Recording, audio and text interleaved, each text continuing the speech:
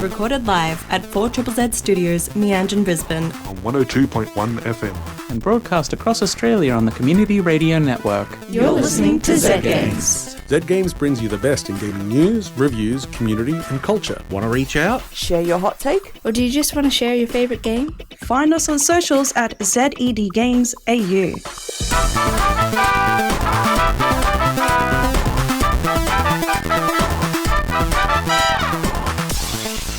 You're listening to Zed Games. My name is Hazel, and I'm here in the studio with Zahra and Caroline.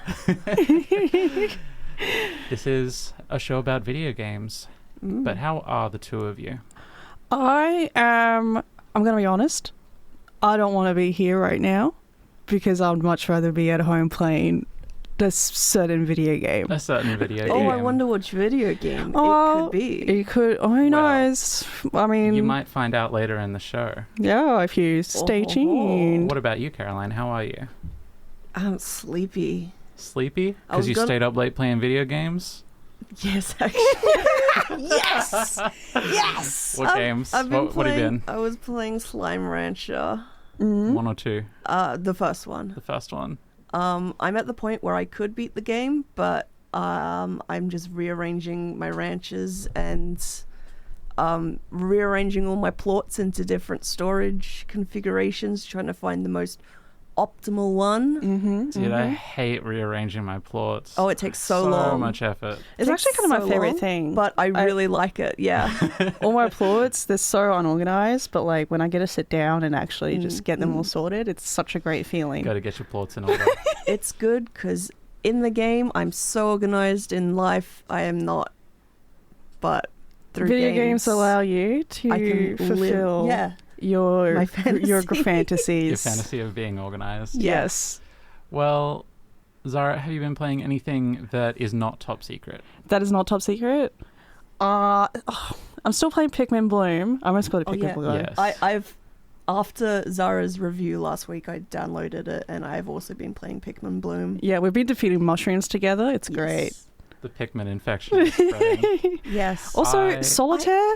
Solitaire. Solitaire's always good. Solitaire's always old good when I play it, but like it's just a classic. Yeah. For all ages. No, Zahra and I have been having a little Solitaire moment lately. I have also been back on my Trackmania BS. Oh yeah. Is it a new season? There's a new season. And there's a new mini game mode. Ew. It's like platforming and the platforming in your racing car? Platforming. Yes. And the point is not to beat the track the fastest, but to beat it with the least respawns. The least interesting. Yeah. I like that. It's like difficult jumps and stuff. Anyway. I love when people take games and they turn it into a completely different game.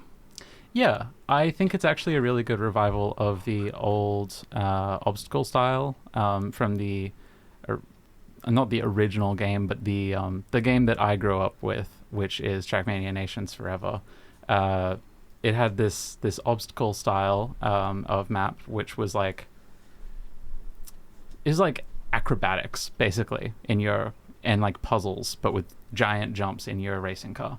Now you know what? I'm tired of cars just driving around in a big circle. It is time for them to do some epic jumps, some big ramps. What about a big square? Maybe you should check out Trackmania Nations Forever.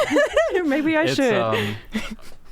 What platform? It's probably PC. It's coming up on 20 years old, I think. Oh. Let me just Google that real quick. Trackmania Nations Forever. It's completely free to play. And always has been, and it has a massive community, although a lot of people are moving to the new game now. 2008, so more than 15 years. That is... my God, it's I over can't 16 do math. years old. It's over 16 years old. That's crazy. Time. But that's enough out of us, I think. Brush up on your pop culture knowledge for Netherworld's ongoing, fiercely competitive Trivia Night, every Wednesday from 6:30pm sharp. There are prizes each week for the top 3 teams, so you've got to be current on your movie, TV, games and general weird stuff knowledge. Register your team online weekly at trivia.netherworldarcade.com. Netherworld is a proud sponsor of 4ZZZ.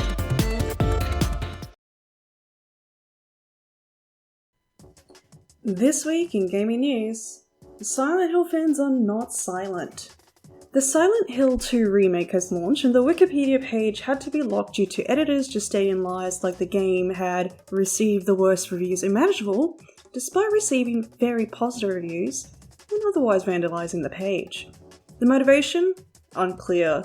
Although there was some discourse about the remake being woke due to changes to characters' facial features and clothing, discourse about Bloober Team being the one to develop the remake, and discourse about there being a remake at all. I just hope everyone is having fun and that you all win. Screen Queensland funding! 9 independent studios in Queensland have been awarded a collective amount of $1.3 million in funding, securing the development of 12 games and supporting an additional 40 positions for developers throughout the region. Benefiting from the game's grant funding include studios Esbug Games, who developed Webbed, Maxart, who is developing Servernauts, 5 Live Studio, who are developing Cozy Caravan, and many more. We are proud to be driving a step change in ambition and opportunity across an industry where Queenslanders can be world leaders in the creation of unique and innovative games. We achieved a 133% increase in the number of projects we are now supporting, and these indie games are driving real bricks and mortar, highly skilled technical jobs, stated Jackie Feeney, Screen Queensland CEO. If you're a dev, next round for grants commences in December 2024. Epic Games vs Google. Epic Games butted heads with Apple in 2023 regarding the App Store, where Epic alleged that Apple were engaging in monopolistic behavior, and although they weren't successful in their case, they were successful in requiring Apple to allow alternative payment methods on the App Store. Now, Epic Games has taken Google Play to court and has won a significant antitrust case, compelling Google Play to open up and offer alternatives to its Google Play Store for downloading apps on Android phones. Epic appears to be building up the mobile market after recently launching its own mobile store. There are plans to draw in developers with a free games program, reduce commission fees for studios using Unreal Engine, and more. Google do plan to appeal the Epic Games verdict, stating that Apple and Google compete directly for consumers and for app developers, and that Android is open and Google Play is not the only way to get apps. Epic and Google will form a small committee to review technical issues with Google's compliance. Less time warping for you. If you're a World of Warcraft fan, you're probably familiar with time walking events, where all dungeons and raids are available at their current level, earning rewards and experience.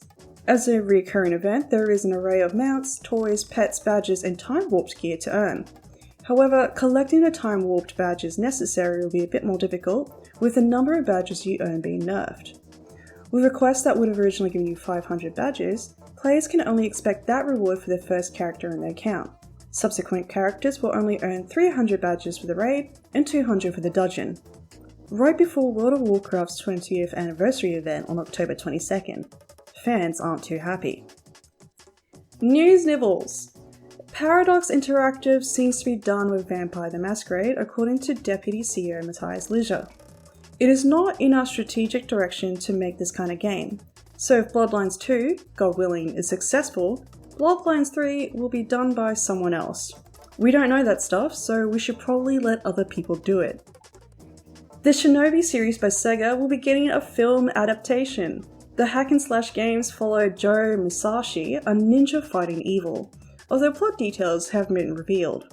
Stuntman and filmmaker Sam Hargrave will be a director, along with Ken Kobayashi writing the script.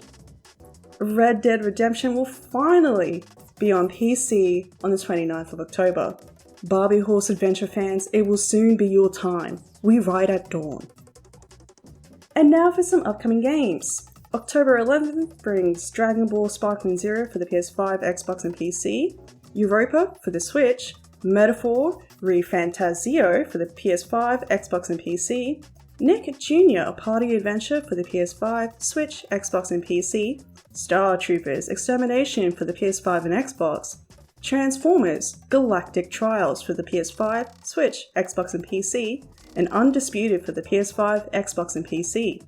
October 15 brings Darksiders 2 Definitive Edition for the PS5 and Xbox, Just Dance 2025 Edition for the PS5, Switch, Xbox and PC, Just Dance VR for the MetaQuest, Never for the Switch, and New World Eternum for the PS5, Xbox, and PC. That's it this week in gaming news.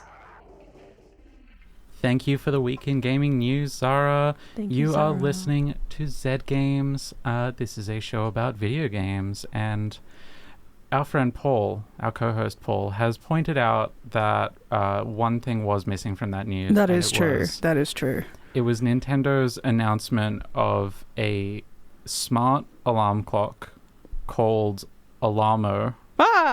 Very which plays copyrighted sounds from and music from Nintendo original games. And it uses a motion sensor to decide what it's gonna play you, basically. So if you're laying there in bed and you're not moving, it's like beep beep beep. You know, it's making sounds from a video game, but it's like getting slowly more aggressive with it. When you start to move, it like encourages you to get up, and then when you get up, it plays like a victory song. It also tracks your movement in your sleep, and can display that to you, I guess, for how restful of a sleep you had. Yeah, that's important for some people. That's a common feature in like many sleep tracking aids. That's not all particularly... I'm not sure I've seen it with a motion sensor pointed at you from your bedside table. That's what I'm not keen on. Yeah. I don't want Nintendo watching me sleep. See, the thing is that I think a lot of us might already have like a smart alarm clock that lives in our pockets that has like motion tracking and stuff. I don't know about you two, but like I think I have a device like that. It's not pointed at me while I'm sleeping though. Maybe not yours. Well, maybe not mine. But yeah. Now I am... There are some stories here that are very interesting. First of all, the new round of Screen Queensland funding. Yes! Fantastic. Lots of money going to lots of amazing developers in Queensland. It is really cool to not only see some like familiar names on that list, but to also like see some unfamiliar names and be like, oh, I wonder what they're going to come out with. Like, I wonder what we'll see next year. Like, what's gonna pop up in our backyard? I feel like the Queensland games community is in a really good place right now. It really is. They actually just they didn't clean up, but they picked up a lot of awards at the Australian Game Developer Awards, which we're going to talk about a bit later in the show. Along with Melbourne's International Games Week, which is all tied together. It's big. Yes. Big week for video games. Yes. In Australia, specifically. But it's our turn. We'll get to that later. Our time now. What do you think about the epic Google fight?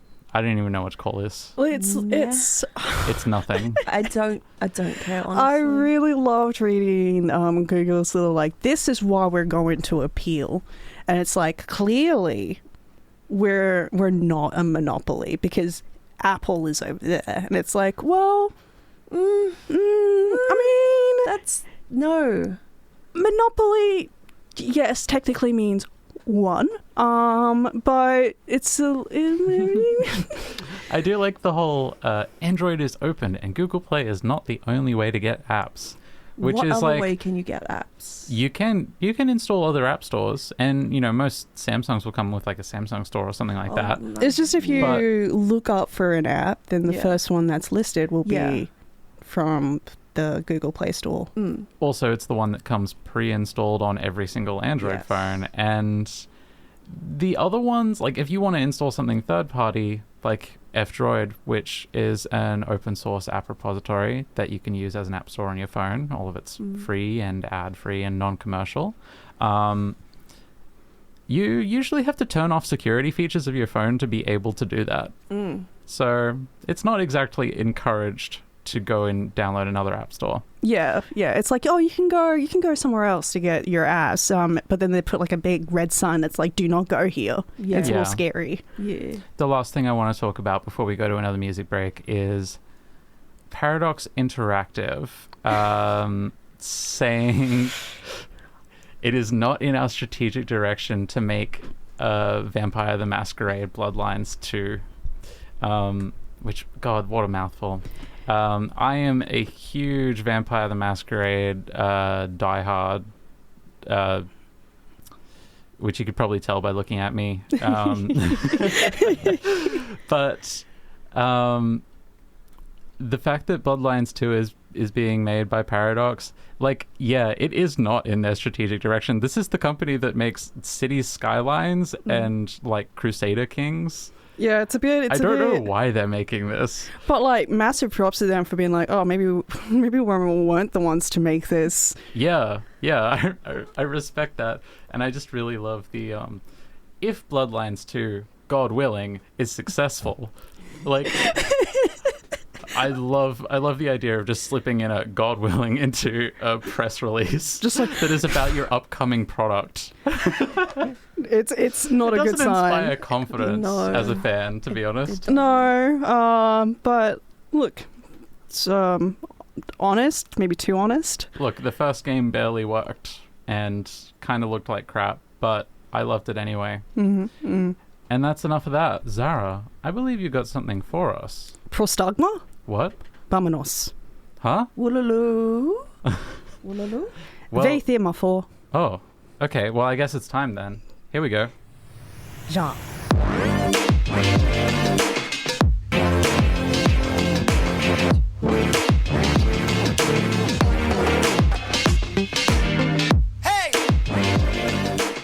The review we've all been waiting for. Between you two and myself and all the listeners, I don't really want to be here reviewing this right now. If it wasn't for the fact that this is Zed Games and I love it so much and I find our time here so enriching and rewarding, I would not be here right now. I actually want to be at home at my computer playing Age of Mythology Retold instead. I wish I had 20 more hours into this game. I wish I had 200 more hours sunk into this game. All in due time. But I have definitely played enough for this review. This episode, I will be reviewing Age of Mythology Retold, the remake of the original Age of Mythology. It's been rebuilt from the ground up, not only recreating the game in high detail, with controller support and fancy shaders, but also making a few additions and tweaks here and there. If you're not already familiar with Age of Mythology, let me explain. Originally developed by Ensemble Studios, it's a real-time strategy game that generally requires you to build up your base, accumulate resources like food, wood, gold, and favor, create an army, and defeat your enemies to win. You could pick the civilization you want to play as, choosing from Atlantean, Greek, Norse, or Ancient Egyptian, with each civilization having its own unique set of abilities, and of course, Pantheon of Gods. Hazel. Yes. What civilization did you pick? I do not remember, but I assume I picked Atlantean because it was the one that wasn't real. How about and you, thus Caroline? the coolest. Egyptians, because Anubis. Yes, Egyptians as well. For example, if you select Egypt, you get a unique asset, the pharaoh, who can empower people and buildings so that they work quicker. If you select Norse, you have to keep in mind the different laborer types. And this is called Age of Mythology after all. So you develop your civilization through a variety of ages, signifying your progress and strength. To move to the next age, you must select a god to worship, giving you a unique set of units you can train, a focus for upgrades for your civilization. Some gods like to focus more on the economy, while others are all about warfare. And god powers, which you can invoke in certain circumstances. In the mythological age, that represents your sort of final stage, unlocking endgame assets like siege workshops, wonders, and titans. You could play quick matches, but the missions are a ton of fun, taking you through various mythological stories and playing through them as the characters. And they're pretty extensive. Multiplayer was also a huge hit, with many LAN parties to be had. You could team up with your friends or tear each other apart. This is only somewhat related, but I found out that Red Bull Esports covers Age of Mythology. What? And it's intense. Huh? I've never seen like some of the usage of like god powers and like some of the units has been like, I did not know that was possible. The strats, it's insane. Competitive RTS players are crazy. I didn't realize there was a competitive scene for Age of Mythology. It's That's great to learn. And the commentators are, I feel like they should be a little bit more chill, like golf commentators, but I'm here for it. So the original Age of Mythology was released in 2002, and I would say it still holds a special place in my heart to this day. It can run on my old laptop. It's the only computer I have with a disk drive anyway, and I have very fond memories of making up my own little storylines in a match. So all of that holds true for Age of Mythology Retold. Other than it looking amazing, with units getting all new models and animations, stylistically it looks the same. Booting it up, it looks how I remember the original looking. You ever go back to a childhood playground with what you saw had the biggest slide ever, only to realise it was actually a normal size slide? You don't have to worry about that feeling here. Everything looks visually clean, satisfying, and easy to read, which is important for a strategy game. And it's a lot of fun to zoom into a rockbird landing or a sphinx spawning and watch their animations bring them to life. The music also got redone, and although it's very similar, identical melodies and all that, it is different. And it's not something I clock unless I'm listening to the title theme. It sounds good, but it's just missing a bit of crunchiness that exists in the original. Not quite as punchy. Dialogue in Retold is fully voiced, and I don't recall enjoying the cutscenes this much the first time around, although I remember the missions with a bit more clarity. So going through the story missions feels a bit like playing for the first time. Some of the jokes and scenes are a bit cheesy, but it does help me relate to these mythical figures more easily. Like, heroes are just like you and me, except that they're sort of immortal. Unless unless the listener is immortal, like that's your situation. I'm not judging. More power to you. Yeah, if Percy Jackson is out there listening, I guess this is relatable for you. Yeah.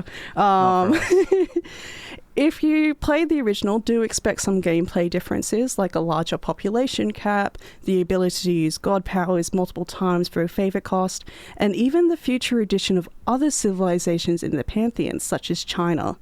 There is also the addition of a new age called Wonder Age, after the Mythic Age. There's so many age.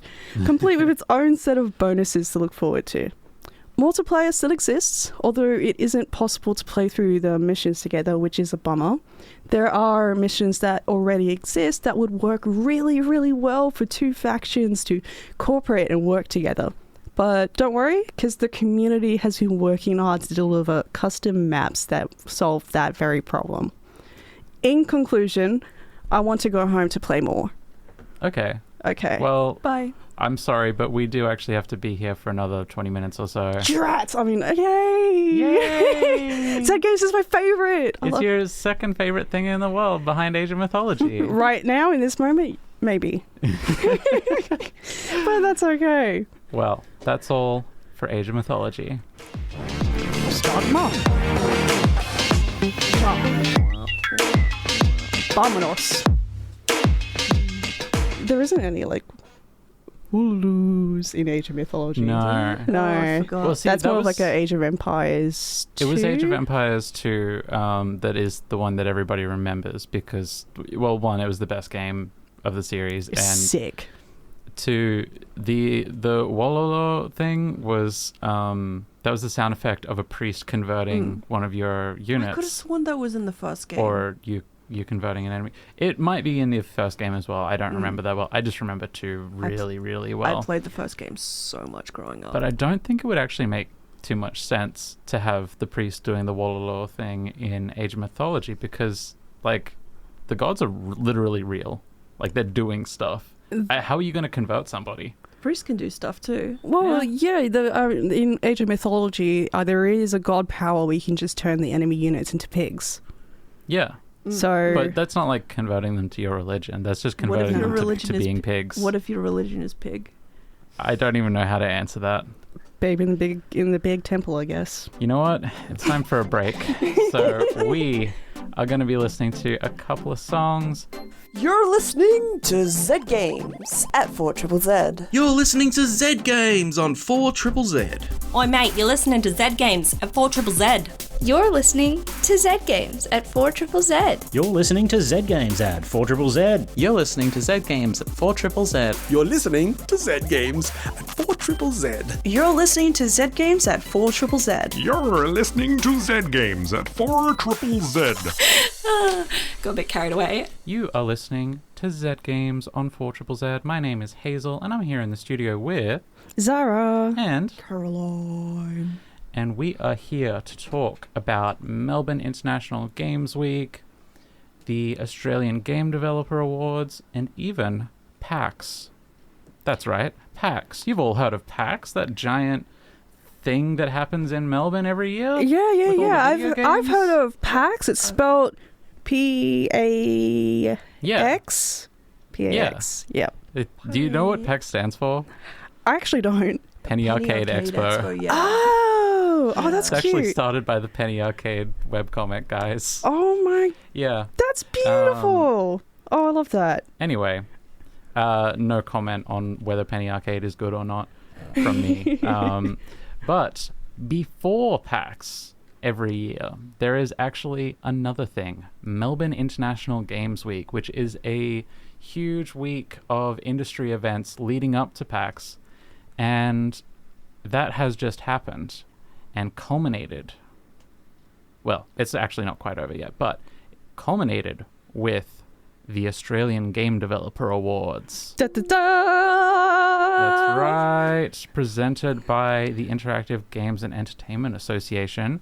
So this year there were some really, really, really good games that came out in Australia that needed some awards. And should we keep Game of the Year a little secret and save it for last? Yeah, let's hold off on the Game of the Year. But here's a couple of familiar names. We've got, for winning excellence in mixed reality, we've got Max Mustard by Toast Interactive, which is a Queensland studio. Mm-hmm. We've also got excellence in impact, as well as just excellence in impact. For Crab God, developed by Chaos Theory Games, which is a particular favorite of mine. I believe what you wanted to say is that Chaos Theory Games, who made Crab God, also won Studio of the Year. Yes! Thank you. I knew for I saw their their name positive twice. contributions to the games industry. And of course, there's a familiar face in the winner of Excellence in Accessibility with Bez in Space by Broadside Games from Queensland. Yeah, but that's not the only other Queensland studios who won awards, boys. For excellence in narrative, we've got Capes by Spitfire Interactive, and Cozy Caravan by Five Live Studios took home excellence in sound design, which I think is well earned. Very well earned. And this was a huge night for Queensland games, obviously. But I am just so happy that so many of the game studios that won are people who are really, really active in the community. They get out to events. They want you to play their games before they're even done. Yeah. You know? Like, virtually every one of these Queensland developed games you could have played at Queensland Games Festival this year before it came out. You could have played a demo. And also, a bunch of them you could have played at our events that we do in collaboration with Netherworld. Yeah, the Indie Game Nights. Yeah. One of which might be coming up in a, month or so, maybe. Keep an eye out. Keep an eye out on the socials. But I think it's time. That we talked about who won. Shall I do a drum roll? Sure, let's all. I'm not doing a drum roll. As well as taking Game of the Year, excellence in art, as well as excellence in emerging, that goes to Conscript by Catchweight Studio, which is a Victorian studio. And Congratulations. Conscript is a very interesting game. It is a very lo-fi, I guess. It reminds me of point-and-click adventures from the 2000s, but it is a survival horror game about being a French soldier in the First World War. and it's horrible. Well, yeah. Like it's a horrible experience, but I'm sure it's a great game. I haven't played it yet, but it just took Game of the Year at the Australian Game Developer Awards. Like that's. I want to play it, but I'm scared. Will you play it with me? Yeah, sure. I'll play it with you. Yay! We can do that. Yeah. We'll have all the lights on, and do it in the middle of the day. Yes. Because. Yes. But I do want to call out a couple of the other ones there. Wild Bastards by Blue Manchu took excellence in gameplay, and that is actually the spiritual successor to Void Bastards. Oh. Yeah. Oh, how fun! Yeah, which was a pretty well-known thing. I don't know it, I'm afraid to say. Well, I think you should check it out. I think you would actually enjoy it a lot. That's my homework. And excellence in mobile went to Dumb Ways to Survive by Playside Studios, as well as Earn to Die Rogue by Not Doppler. And I just want to say that Playside is, they're a big studio with a lot of places, but they are a little bit a part of Zed Games with our late friend Cam, who did work for them for a while. So it's, it feels like such a community, games in Australia. Everybody knows each other. It's so cozy. It's like, but it's also massive, and there's so many amazing games coming out all the time. Yeah, there's so much going on just in like the Brisbane region in general that like when we get to like Queensland, there's so much more, as we've seen with the Screen Queensland funding. And then you get to the other states and it's just like, holy moly, I wasn't even looking over there. Where did this all come from? It's all up on you while you're busy looking at Brisbane. Yeah, you check Discord on your phone, and right after the announcement of who won these awards, you get pictures of the game developers just on their phones just being like, check this out, I got an Agda. Like I think that was one of the sound design guys from Max Mustard did that recently. Yeah. But it's important to remember that a lot of these devs start out with like their passion projects, who just have a good idea and a lot of heart and effort and time and money gets put into it. And it's so nice to see that payoff. It's so nice to see that rewarded. It's so nice to see what gets made. It's so nice to see everyone just uplifting each other. Well, we have waxed poetic so long that we're actually running out of time. This means I could go home to play Age of Mythology. That does mean you can go home and play Age of Mythology. Yes. It's great news all around. So that is all from us this week on Zed Games.